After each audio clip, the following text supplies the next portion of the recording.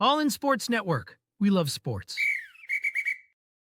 Merry Christmas to all, and to all a good night. It is 24 hours before the college football season officially kicks off. I mean, technically, week 0 kicked off. Technically, we had Thursday games last night. With all that being said, it is college football eve, and I couldn't be more excited about it. We're 24 hours away from kickoff at the time of this airing. We are legitimately 24 hours away from the kickoff of Texas-Ohio State. 23. Yeah, 23, because it's an 11 o'clock game. This will release at 12. I always get the NFL noon kickoff and then big noon kickoff. When they call it big noon kickoff, it always in my head is at 12, and it's actually 11. For some reason, every single news network makes Eastern time the first. Why is that? That makes no sense to me. But anyway, yeah, we are 23 hours away from kickoff as Texas will take on Ohio State, and we have a great week 1 lineup for you. Jake and I, we've broke it down many times of saying week 1 might be the best week of college football we get all year in terms of just the anticipation, the ranked matchups we get, and all the big games that we have between non-conference opponents. But obviously there will be more important weeks to come as the season goes on. But with that being said, Jake and I are going to give you some keys to victory, some things that Texas is going to have to absolutely execute in this Texas-Ohio State game. And then also we'll go over some week 1 games that we like a lot, and we'll give you some spreads that we like. We'll give you some lines that we like, and then we'll just pick out outright winners of who we think is going to win and lose the game. So, Jake, how we feeling? We're less than 23. Are the nerves hitting? Where are we at? Just excitement, just for the whole day. For me, I'm going to be getting up early, getting ready for game day. Get the smoker lit up and going. I'm going to be smoking some ribs and some chicken on there. Love it. Start getting ready for Lee Corso's final game day. You got all the drama on the Fox pregame with the Dave Portnoy stuff, with Ohio State being Charmin soft and banning him from the stadium. Yeah.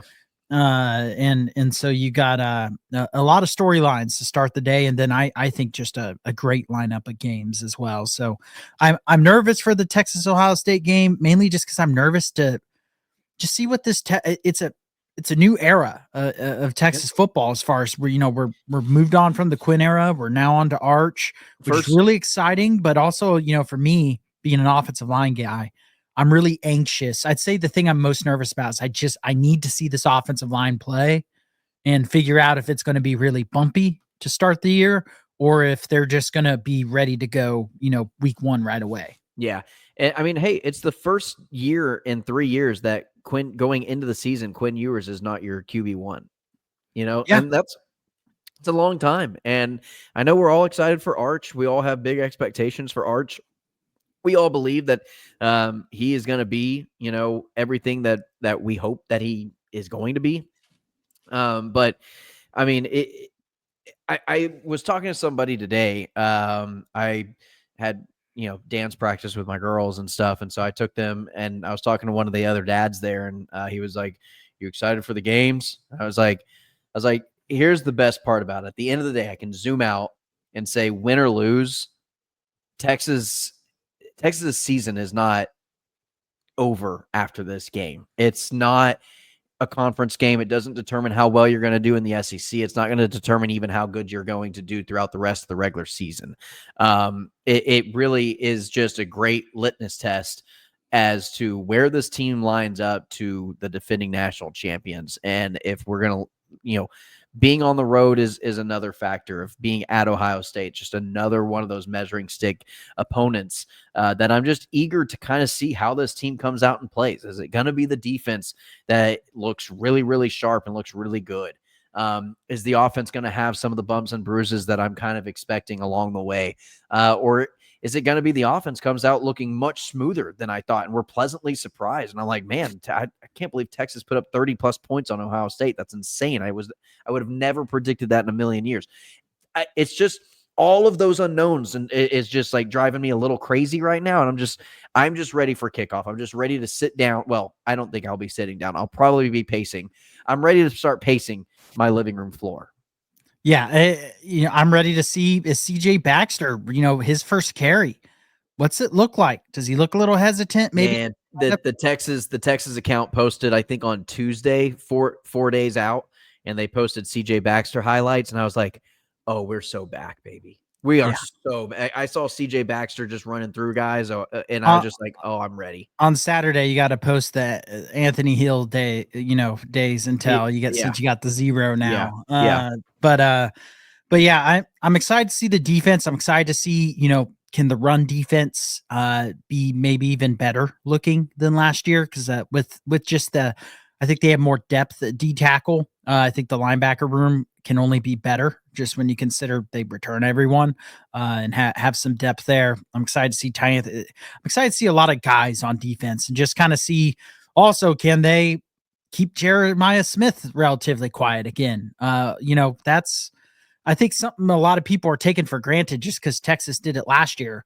Ohio State's had all summer. I guarantee you they've watched that Texas tape a bunch to go, how did Jeremiah Smith only get 1 catch for 4 yards? And how do we make sure that doesn't happen again? Yep. And they're going to go to him early and they're going to go to him often. And probably quick. I think Ohio State's going to lean on that quick passing game and run game early. And get Julian Sayen's feet a little wet, quick screen passes. Keep that pass rush off. I think that's going to be Ohio State's goal early. And can the Texas defense come out and deny that?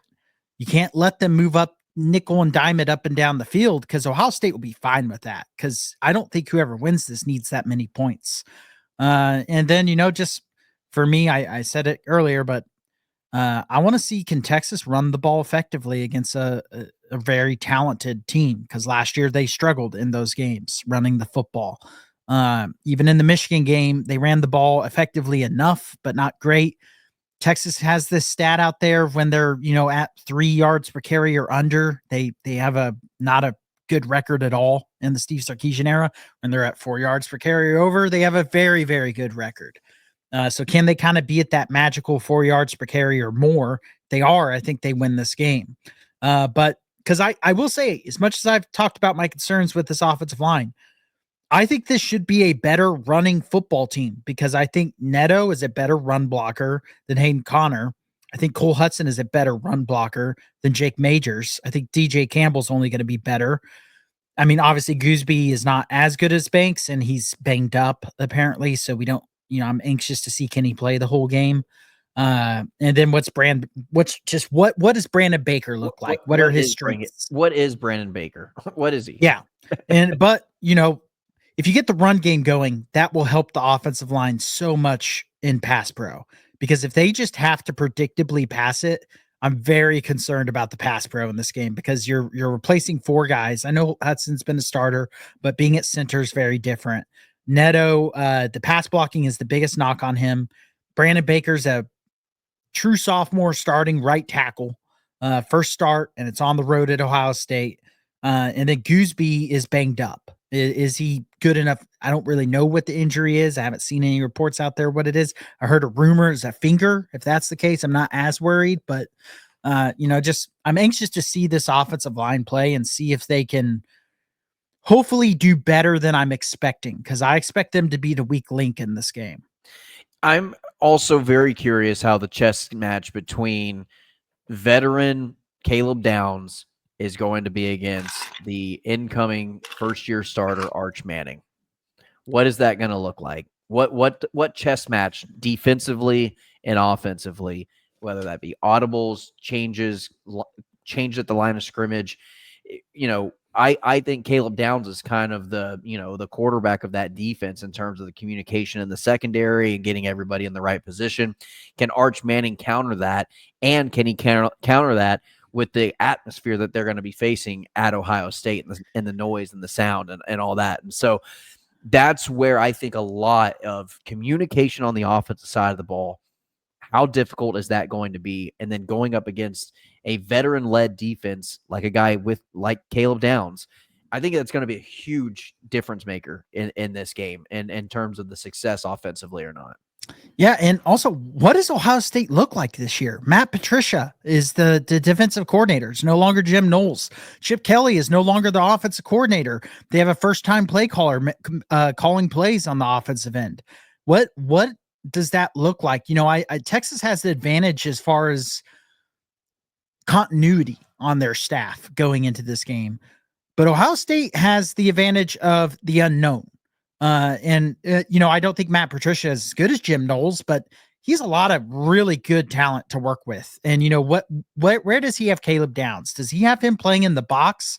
And does Ohio State just come out and have two deep safeties and trying to shut out the pass? Because if they do come out and are just running, two deep safety look, Texas has to run the ball effectively. Yeah. And also, Jake, on top of that, I think what would be huge for Texas in general, a couple big plays early in the game is not going to hurt. Quiet down the crowd, a couple like a 20-yard run, 15-yard pass down a seam route, some kind of big play where you get maybe 2 or 3 big chunk plays and you're already in scoring position on, say, the first or second drive of the game. And not giving a big play up the other way. Right. Can't have a pick early, can't have a fumble. Yeah. They got to avoid mistakes early in this game because otherwise the crowd gets more into it. And I feel like it could domino. Start on the first couple plays of the game. Yeah, getting behind the chains, and all of a sudden, it can get scary very quickly. Yeah. So I think for me, if it was in Austin, I'd actually feel very confident in Texas winning. I put a lot into home field for this game because it's week 1. Yeah. Because it's 2 first time. I know Arch started a couple games. This is his first road start. Those were meaningful starts because Texas was in the playoff, but they were also at home. Mississippi State ULM at home is different. Not even close to on the road at Ohio State. This, for all collective purposes, this is Arch's first start. Right. And this is his first start where he is the QB. Like, there is no doubt. I want to flip it to the Texas defense real quick. I think that you're going to have to spy Julian Sayin some.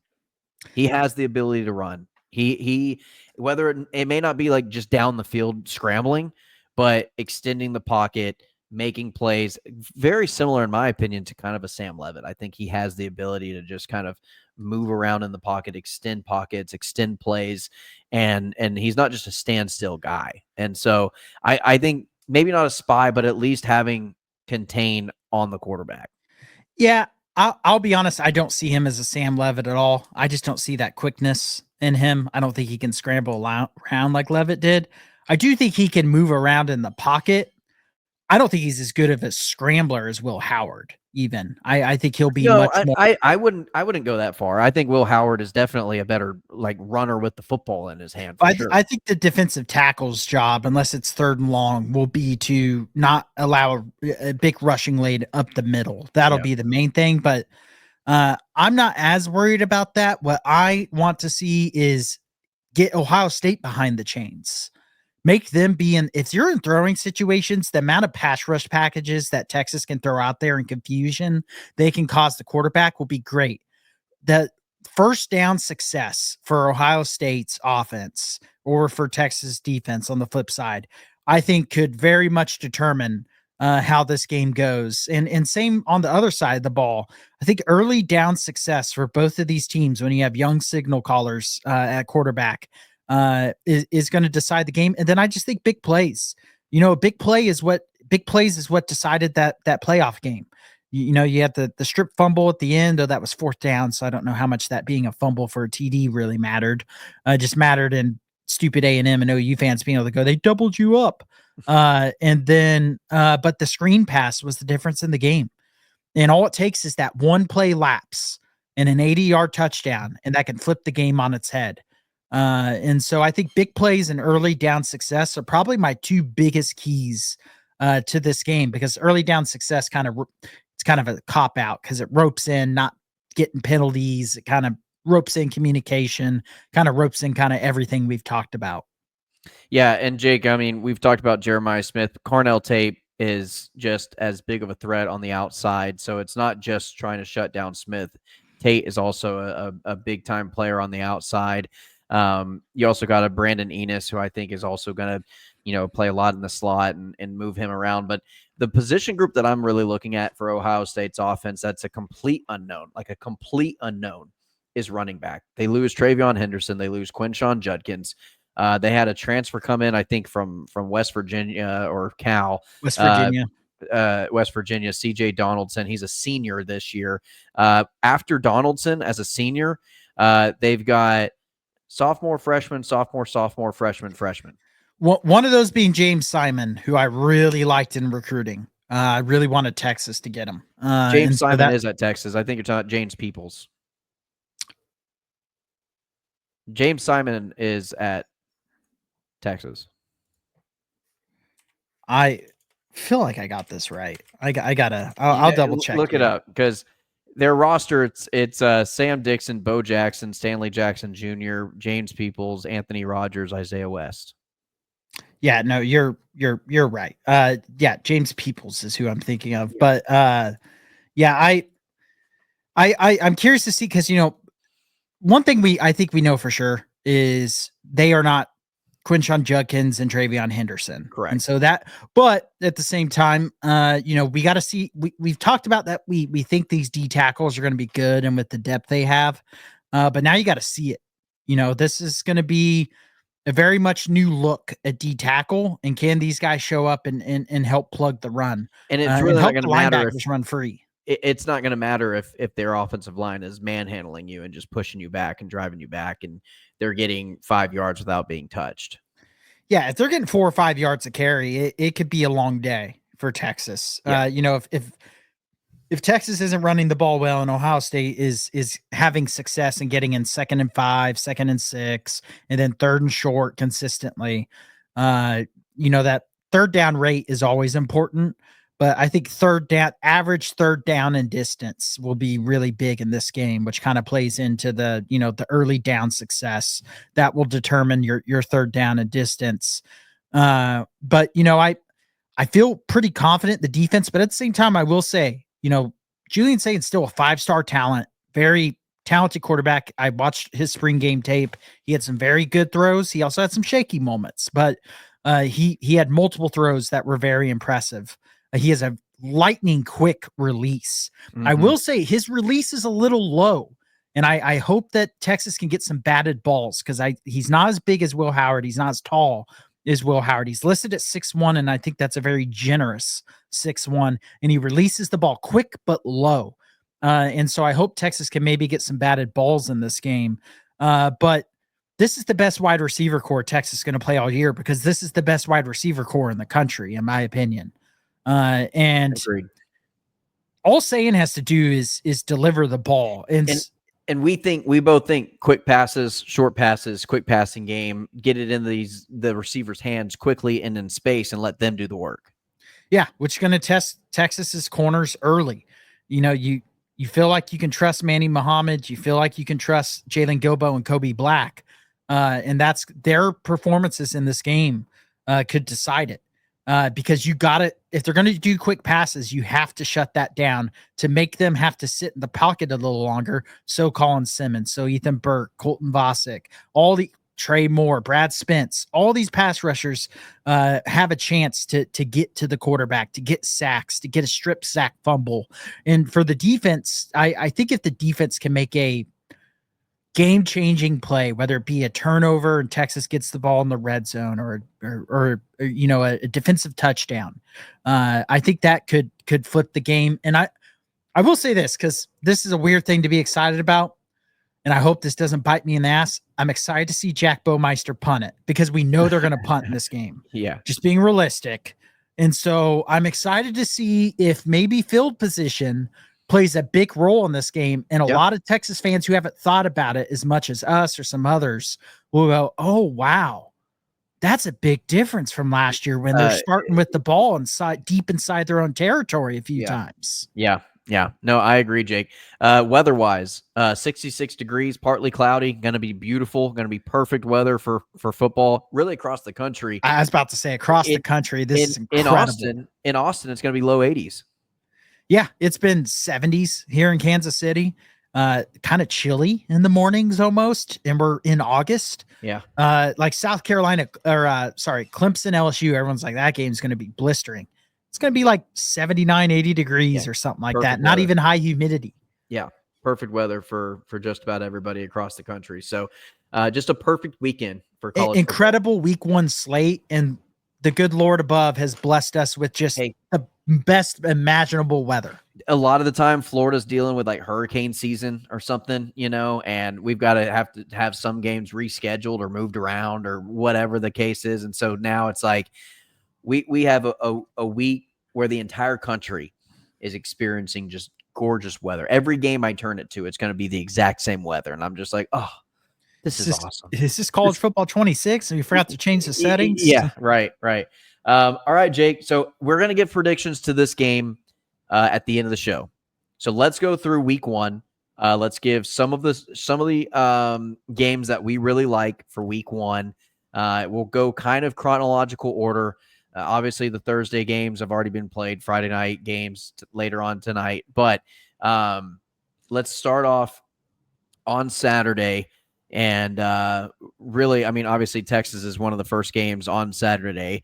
But going down the list real quickly, Jake, is there anything that you like at these early slated games that kind of jump out to you? Syracuse, Tennessee might be a decent one. I was going to say first, you want to pick Friday night games in Auburn, Baylor, and Georgia Tech, Colorado. Let's do that because obviously those have yet to happen yet. So, yeah, Auburn, Baylor, Jake. I think in my predictions, I had Auburn winning this game at Baylor.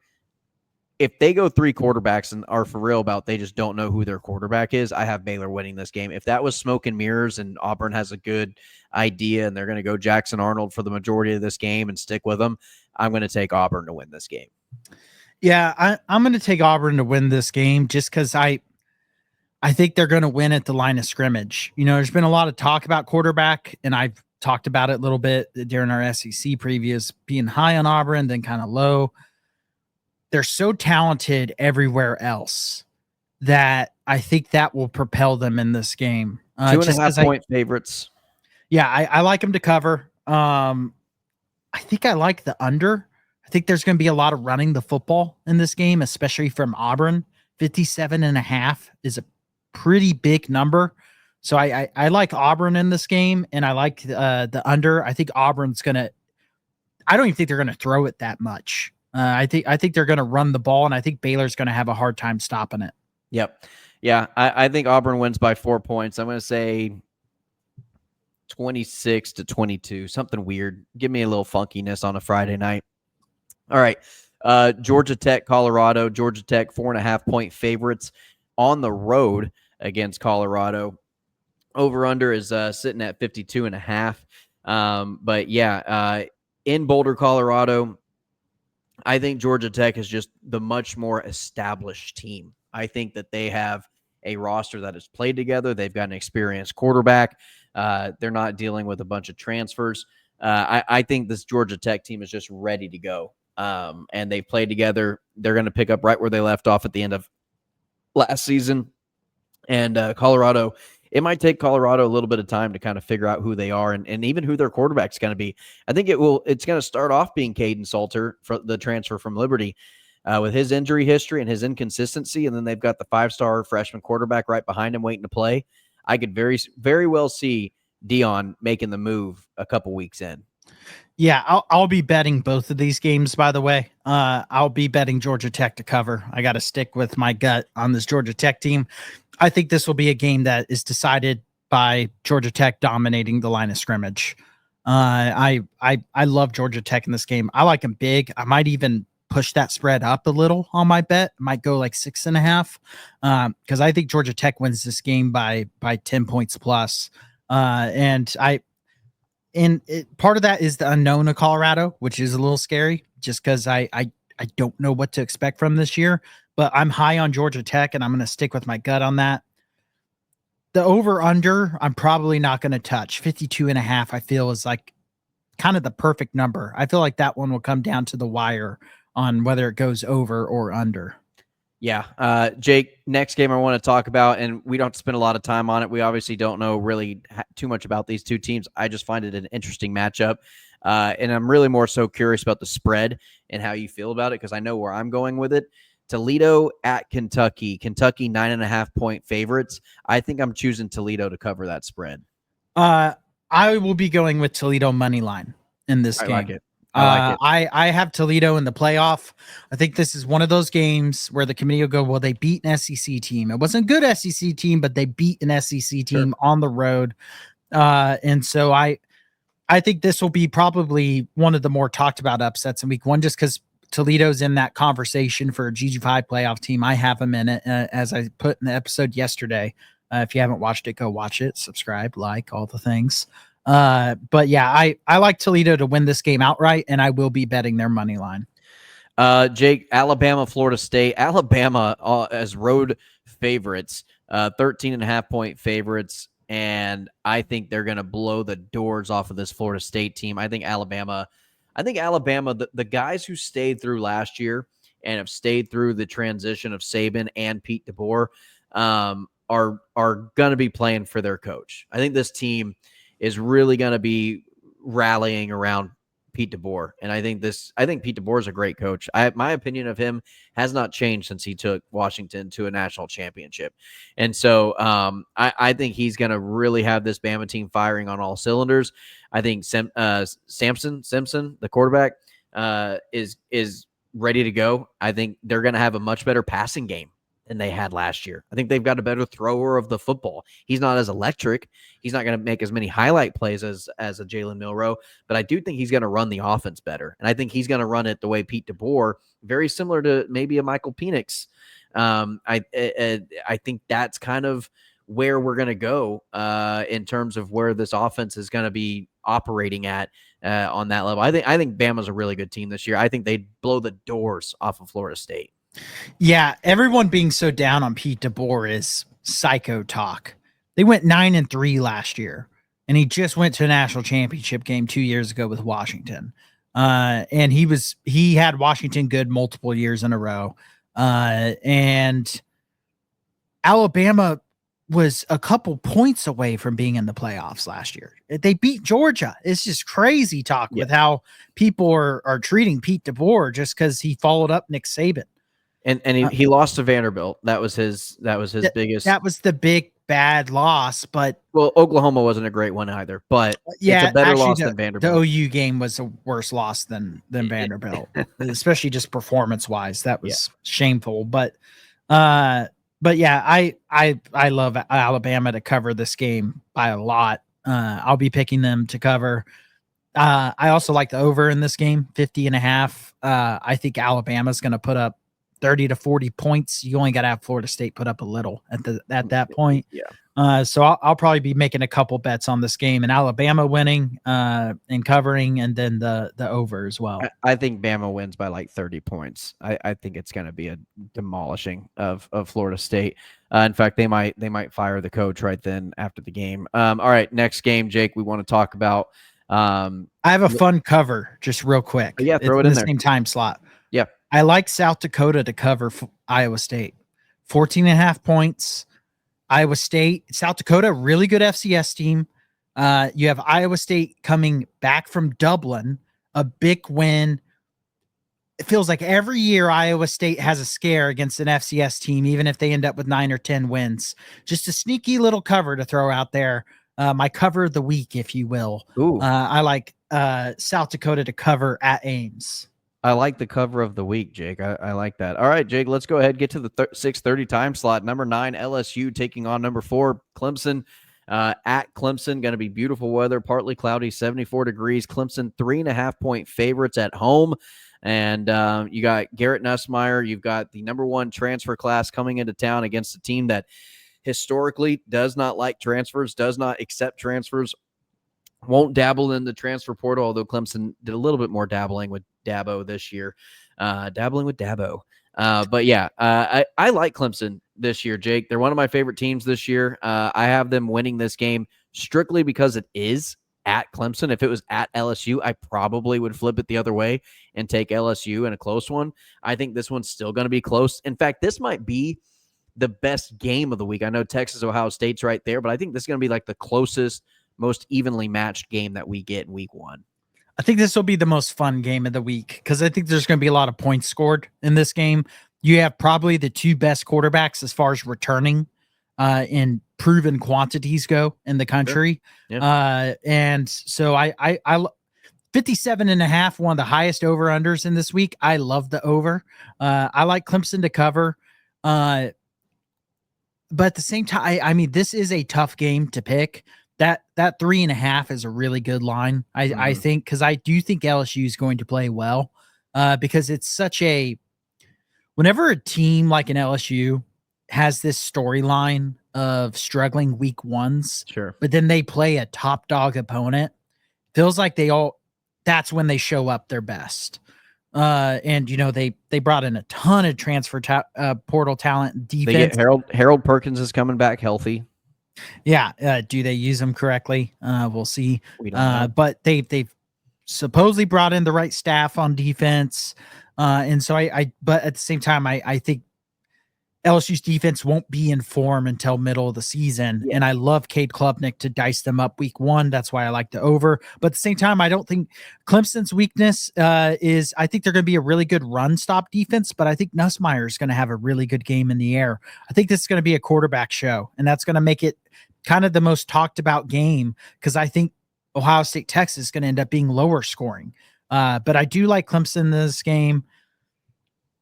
I may just bet money line on it, to be honest, rather than spread, because I don't feel comfortable one way or other on the spread, but I will be taking the over because life's too short to bet the under, and that's a fun one to take. Yeah, for sure. Also, rematch of the 2019 national championship, the greatest team to ever play, LSU.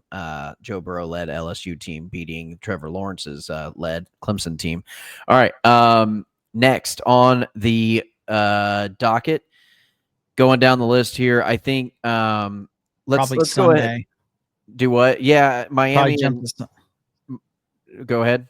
Oh, I was just gonna say probably jump to Sunday based off the schedule. Yeah, I mean, I think Utah UCLA is a fun little night game, 10:00, West Coast game. I think Utah. I'll be watching these games. They're just maybe not fun of games to predict. But Virginia Tech, South Carolina, Sunday afternoon, 2 p.m. I love the fact that they didn't make this a night game, but we've got a 2 p.m. game and then a 6:30 game on Sunday. So that'll take up the majority or all of my Sunday, just about. Maybe shoot a round of golf on that Sunday morning and then come back home just in time to watch Virginia Tech, South Carolina. I think Virginia Tech, South Carolina, I think I'd give Virginia Tech a bigger chance if this was played at Virginia Tech and not at Mercedes-Benz neutral-sided game. Yeah, tragedy that this is a... Hate it.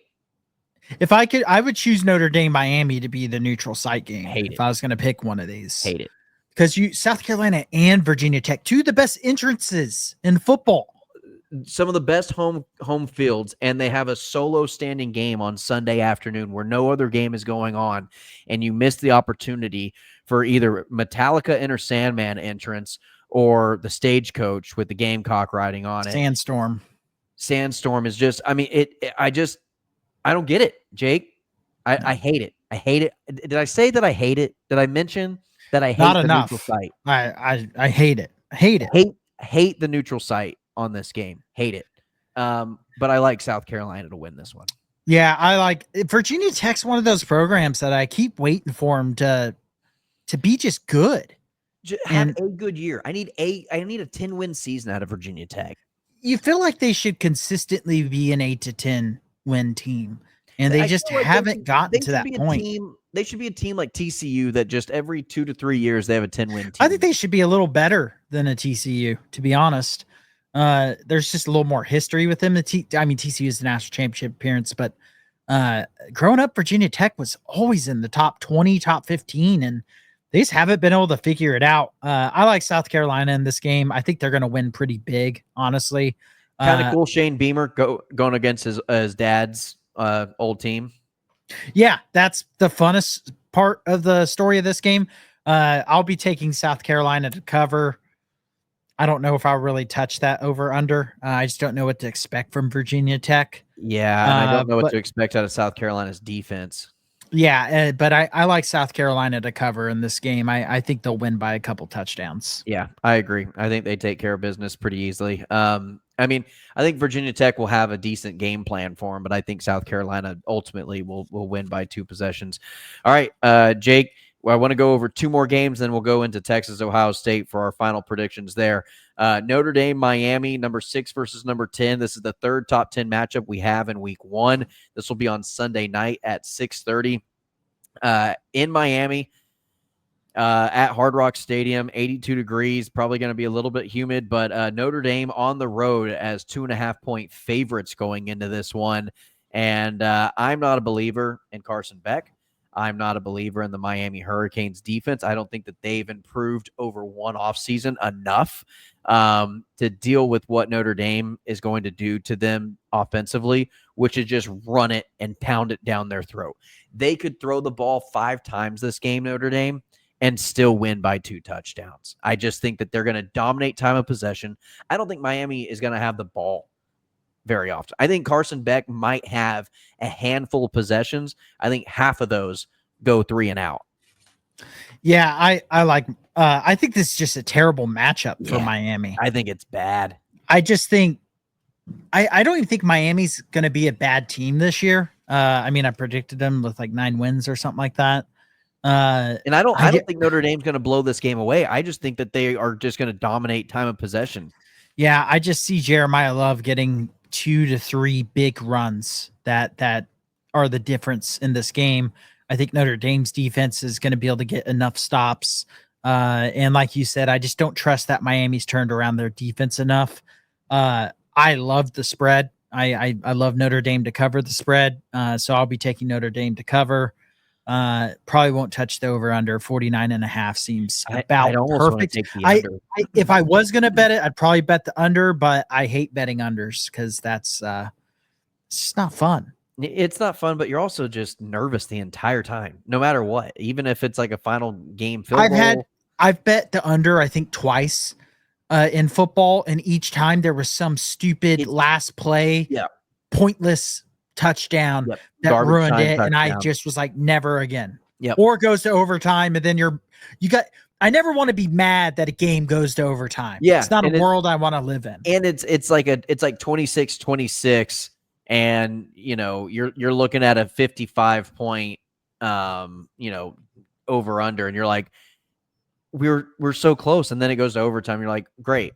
It's literally gonna get like it almost has to get beat at this point. It's not a fun life to live. So no. I won't touch the over under. Basically, if I think there's a chance of the under, I don't bet it.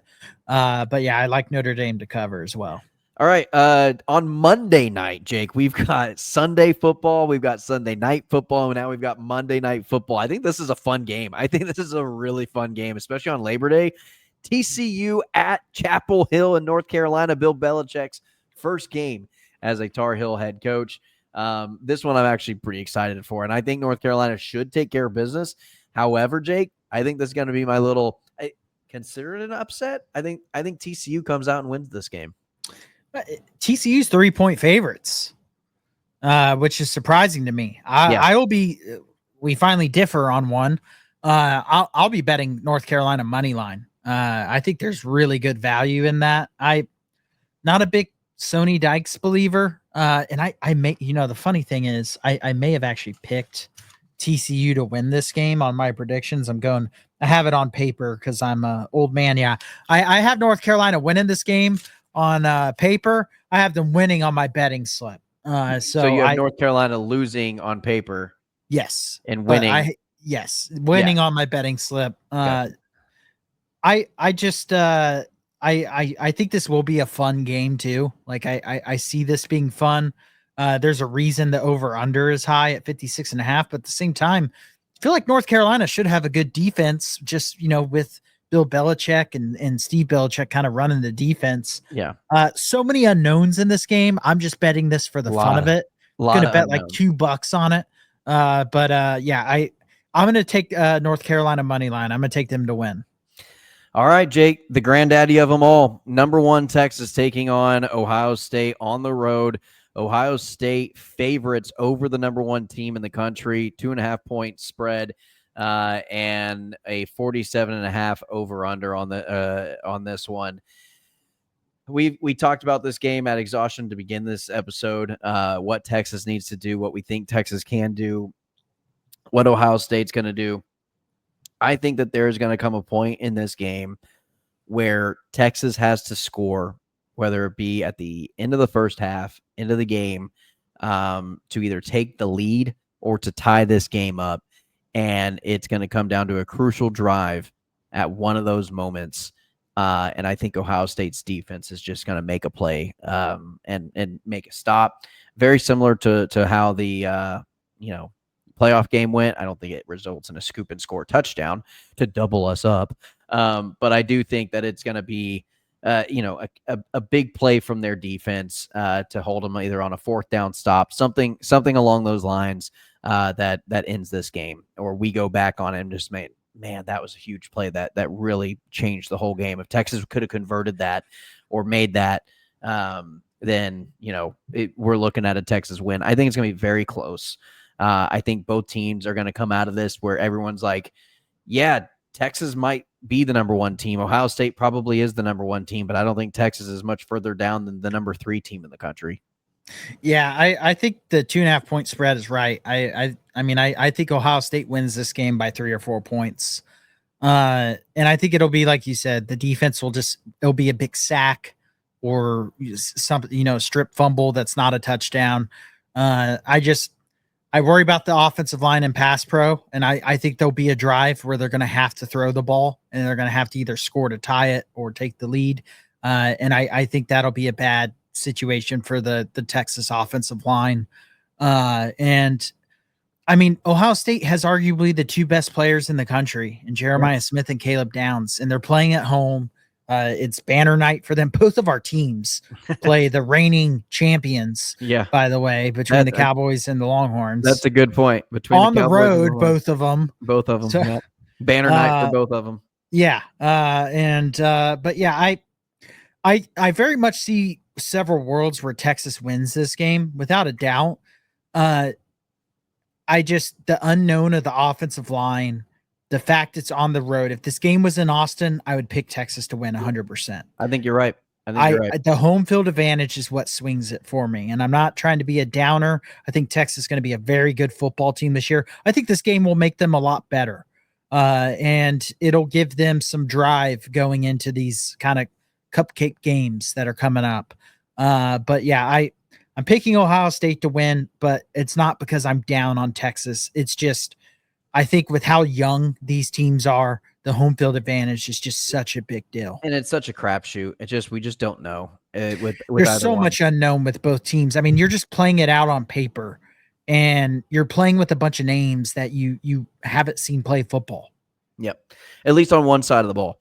Texas defense, we probably know more about than. Yeah, but here's the thing. We probably know more about the Texas defense than we know about either Ohio State's offense or defense. Yeah, I think we know Ohio State's secondary is one of the best in the country. Yeah. I think we know their linebackers are really good. Their defensive line is a big question mark, but they're going against a big question mark in the Texas offensive line. If Texas can come out and run the ball consistently on 1st and 2nd down, Texas wins this game. Yeah. I'm just not willing to bet on that happening when they couldn't do it last year. This is a completely new offensive line. In theory, it seems like they should be better at run blocking. I don't really give a damn about theory. If this game was week 2 or 3, also, that's the other thing. If this game was week 2 or 3, I'd probably also be picking Texas to win. Just a game or two of experience for this offensive line and for Arch and for the wide receivers, the tight end. I mean, Arch to Wingo's our most reliable connection.